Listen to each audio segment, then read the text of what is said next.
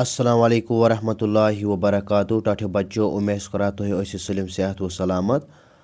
आज कर बह तुह अख मजमून शेयर युस मे बनोमुत हवाई जहाजुक फ़ायदे यानी हवाई जहाज़िक यम फ़ायदे यह मजमून कर बह आज तुह सह शेयर। तो यथ वीडियोस मज परो तो बे समझो यह हेको एखन वनित कि 10 जुमल बनमित हवाई जहाज़िक फ़ायदे। तो वीडियो शुरू करने ब्रो तुम गुजारिश करा अगर तुम वनिस तम सन चैनल सब्सक्राइब कर्म तेल करो सब्सक्राइब तो बे करो वीडियो पन्न दोस्तों में शेयर। तो वो परो तो पस समझो हवाई जहाज साइंसच अख अहम इजाद यमि इंसान संद बापत वारिया फ़ायदे अतन थो। हवाई जहाज साइंसुक अख अहम इजाद यानी अख अहम इन्वेंशन यमि इंसान संद बापत वारिया फ़ायदे वातनाय। तो यथ पर ब्रो तो पस समझो यह कोर 18 दिसंबर 1853 ईस्वी मज अमेरिका क्यों दोयो भायो नाव वेल्बर राइट तो ऑरवेल राइटन ईजाद।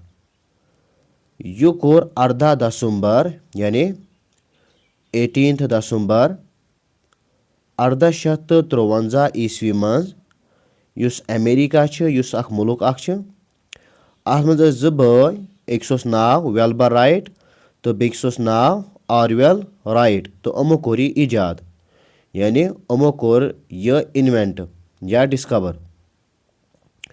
यह ज़्यादा खोत ज़्यादा फैसले कम खोत कम वक्तस मज तय करान।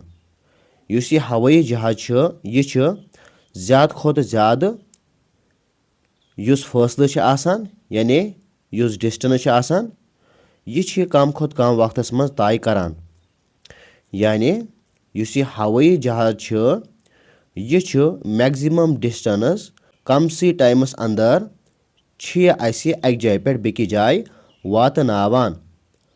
अथ मज बाकी गाड़ियों निस्बत अके साथ वारिया सवारी सफर करित हेकान।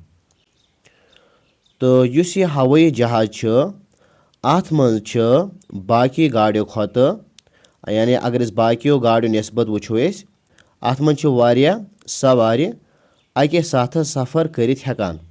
यानी अगर बस मज 20 नफर वातान या 30 वातान या सुमस मज 10 नफर वातान 15 नफर वातान तो ये सफर करान तो अत लगा टाइम वारिया तो बे कम नफर हेकान ट्रेवल करित यानी अक जाय पे बेकि जाय गसित। मगर जहाज़ मज वारिया नफर ट्रेवल हेका करित अक जाय पे बेकि जाय तम हेकान गसित। सफर करन वालेन आराम मिलान।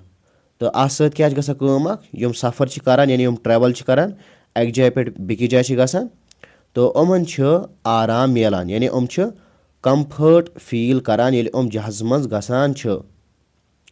यथ कन परो ब्रो तो पत समझो अमि सत माहौलस मज कह औलूदगी पैद गसान। साइंस च तरक्की कन वन तिथ जहाज त बनावन आमत यम पायलट सद मदद वराय चलान। अमि सत माहौलस मज कह औलूदगी पैद गसान यानी सोन माहौल सोन ओंद पोक एनवायरनमेंट अत मज पोल्यूशन गसान कहें। तो बे साइंसन कर वारिया तरक्की यह तो पता।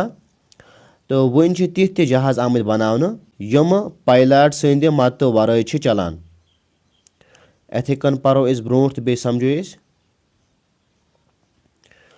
हवाई जहाज न सिर्फ इंसानन अकि जाय पे बेयि जाय निवान तो अनान बल्कि माल ते और योर सारान।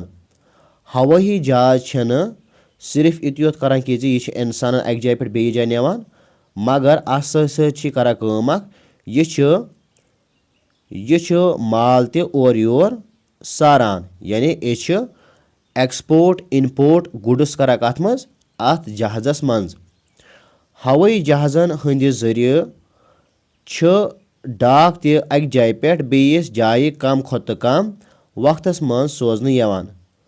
तो हवाई जहाज़न हंद जरिए क्या करान कम अम सत डाक अक जाय पे बेकि जाय कम खोतु कम वक्तस मज सोजित हेकान।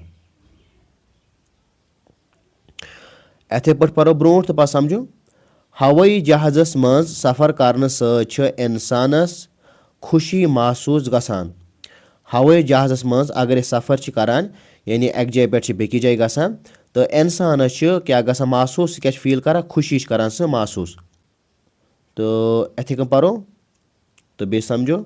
अमि अलाव हवाई जहाज जंगन मज ते इस्तेमाल यवान करने। तो अमि अलाव क्या यवान करने, अमि अलाव यवान युस यह हवाई जहाज यह जंगन मज यानी वारन मज ते इस्तेमाल यवान करने यानी यूज यवान करने। तो अथि सत मकल्याव यह मजमून यह हेको अथ कन वनिथ कि यम 10 जुमल। तो अगर तुम जुमल पे लेखुन तेल क्या कर तुम लेखुन ये पे योतम अख जुमल। ये पे कर शुरू ये पे योतम गो अख जुमल। इथे कन ये पे योतम गोस 2 जुमल। तो त्रेयम जुमल गस ये पे शुरू ये पे योतमत। तो चूरम गस ये पे योतमत। तो पांचम गस ये पे योतमत। तो शेम गस ये पे योतमत। तो सतम गस ये पे शुरू साइनस अत पे गस शुरू तो योतमत ये मकल सतम जुमल। तो ये पे गस 8 जुमल शुरू ये पे योतमत। तो पत गस 9 जुमल शुरू ये पे बराबर योतम। तो पत गस 2 जुमल शुरू ये पे बराबर योतमत। पत हेकुस यह अथ 10 जुमल सत लिखित या यह बन 1 जुमल त। तो इथि सत मकल मजमून। उम्मीद करा तो यह वीडियो पसंद आमत। अगर तुम वीडियो पसंद तेल करो वीडियो लाइक बे करो पन्न दोस्तन में शेयर। तो बे अगर तुम कह कश्मीरी मजमून ान या कह कश्मीरी नोट ान या कश्मीरी ग्रामर वुचन तमिच लिंक मिलो तो डिस्क्रिप्शन बॉक्स में। तो हेकि तम कि मदद सत कश्मीरी मजमून त वुचित तो बे ग्रामर त वुचित। तो इंशाल्लाह समखो नयस वीडियोस में। तो तमत अस्सलामु अलैकुम वरहमतुल्लाहि वबरकातुहू।